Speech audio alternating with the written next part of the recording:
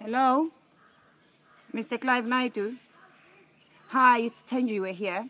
I got your number from that video that you took with your iPhone. Yes, I saw the video on social media. Yes, it's on every social media.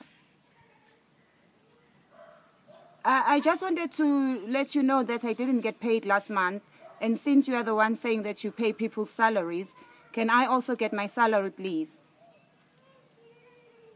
Yes, I've been working very hard and nobody has been paying me. But say you're the one who put your number. You took the video and you posted on, yes, you did. No, I'm not bothering you. I just want to get paid too. How can you pay everyone else and not pay me?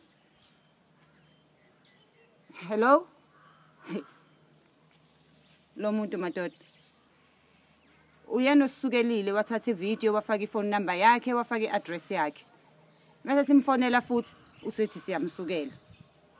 Kanjani ngoba uyena phela ofaka ivideo yakhe? Okusalayo ke I have his home number, I have his home address, I have his phone number. I am going there. Ngifuna ngiholele nami banjani abakhokhelwayo mina ngingakhokhela. Nami ngifuna ukukhokhelwa. Bonke labantu abahlale befaka izinamba zabo neinformation yabo kuma social media.